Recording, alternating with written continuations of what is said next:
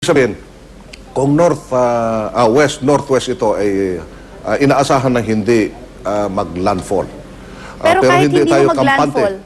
Opo, hindi tayo kampante nito dahil every hour magbago ang direksyon yan. Embes na west-northwest, direct west. Kagaya ng nangyari sa Sendong, ay tinusok niya itong northern Mindanao. So, anything can still happen. Between now up to the time it will enter the Philippine area of responsibility, maobserbahan natin yung behavior kung ito ay patuloy pa rin doon sa kanyang track direction na west-northwest.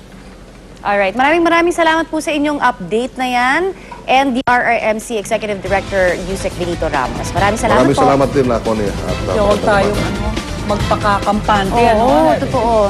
From experience na rin naman natin. Sapat na yung mga paalala nila. Lagi naman natin Lagi sila sinasabi. Kahit nagpapaalala. hindi direkta sa atin, maulan pa rin actually sa atin dahil sa hanging habagat. So, alerto Yung iba dapat. kasi mga pasahero mismo nagagalit, bakit hindi tayo tutulak ganyan? Isipin nyo na lang po, mabuti na hindi kayo tumulak kaysa kayo, mamatay, magka-disgrasya. At saka siguro nowadays pa lang ngayon, babantayan na natin kasi sa atin kasi, malayo pa yung bagyo, wala pa yan, di ba, low pressure or whatever, hanging habagat lang yan. Pero nakaka-affect na pala sa atin, lalo na doon sa mga seafarers natin. That's right. At ito yung nakikita naman natin dun sa nangyari, no? Na hindi pa man din niya actually pumasok sa Philippine Area of Responsibility. Ang dami ng casualties na ganyan.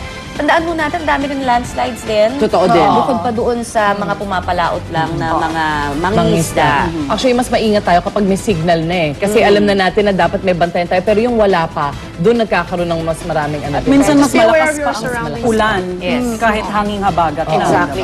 Samantala mga kapuso, asahan po na makakaranas tayo ng mga pag-uulan ngayong araw. Sa datos mula sa Weather Central, narito po ang mga lugar na inaasama makakaranas ng pag-ulan sa loob ng 24 oras mula mamayang alas 6 ng umaga. Makikitang mataas na po ang tsansa ng ulan sa Luzon kumpara sa ibang bahagi ng bansa dahil po yan sa umiiral na hanging habagat. Kaya sa mga papasok ngayong araw, magdala po ng inyong mga panangga sa ulan. Kita rin po sa mapang ito ang bagyong Butchol sa bandang silangan ng bansa. Ayan. Sa mapang ito makikita ang track ng Tropical Storm Butchol. Inaasang papasok to sa Philippine Area of Responsibility mamayang hapon. At papangalan ng bagyong Butchoy. Sana baby lang siya. Baby Butchoy. Sana hindi na siya talaga lumakas pa. Oo nga. Or kung lilihis siya sa atin. Para daw Although, ambo ma-affect pa rin parang tayo. ambo na yung nakaraang ambulan. Pero sana, alam mo naman, kahit na wala, minsan yung pagbabaha, hassle din. At samantalang isa na rin binabantayan ngayon tag-ulan ay ang sitwasyon ng mga dam. Kaya dumako naman tayo kay Ivan Mayrina na nasa Angat Dam ngayon. Ivan, kamusta ang sitwasyon dyan at ano na nga ba mga paghahanda nila sakaling magdala ng maraming ulan ang bagyong Butchoy? Good morning.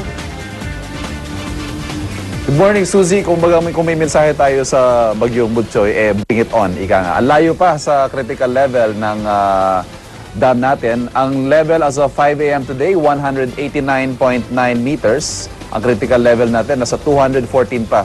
So maraming ulan pa ang kayang tanggapin ng ating dam. So yung pinangambahan ng mga kababayan natin na baka magpakawala ng tubig, nako, malayo pa po yun. Ang nababalitaan natin, Suzy, nitong mga nakaraang araw ay yung tinatawag na crack daw o yung damage or whatever damage na meron dito sa dam. Pinabulaanan na yan ng pamunuan ng dam at wala daw pong crack. Ang meron dito ay yung bahagi ng Marikina Fault na may na dumadaan dito sa dam 200 meters pero wala namang imminent danger, ika nga, na magdulot ito ng damage or anything dito sa ating dam.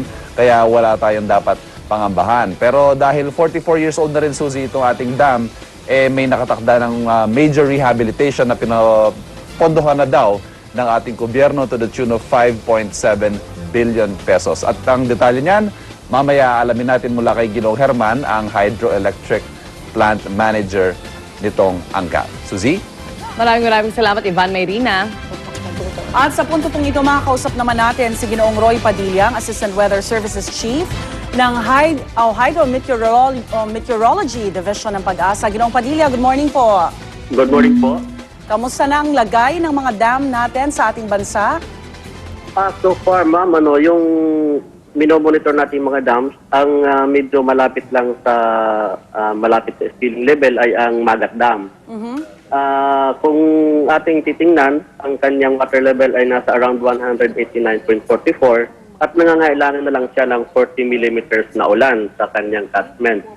So ayon dito sa estimate ng ating bagyo, or hindi naman totally bagyo ang magbibigay ng pag-ulan, kundi ang habagat, Yes. mayroon tayong 50 to 80 millimeters na ini-expect na ulan this day. So malaki ang posibilidad na magbukas itong ating Bagat Dam.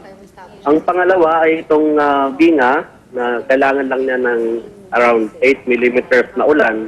Kaya lang, hindi naman dapat ipangamba ito kasi yung Binga Dam, ang spill nito ay mapupunta lang sa San Roque. Aha. Ang San Roque Dam naman ay medyo napakalayo pa ng kanyang spilling level. Alright, ito po sa Magat, ano-ano hong mga lugar ang dapat hong mag-antabay sakaling buksan ho ito?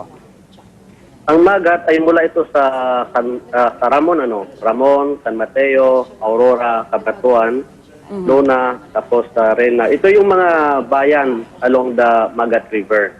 Hanggang Gamo po yan. Alright, so ito ho yung mahigpit nating binabantayan, itong Magat, ano ho? Sa ngayon po. Kasi napaka-reactive talaga ng kanyang reservoir dahil napakalaki ng catchment area compare natin doon sa reservoir niya. Alright, Ginoong Padilla, itong Angat Dam daw po ay gawa raw sa clay.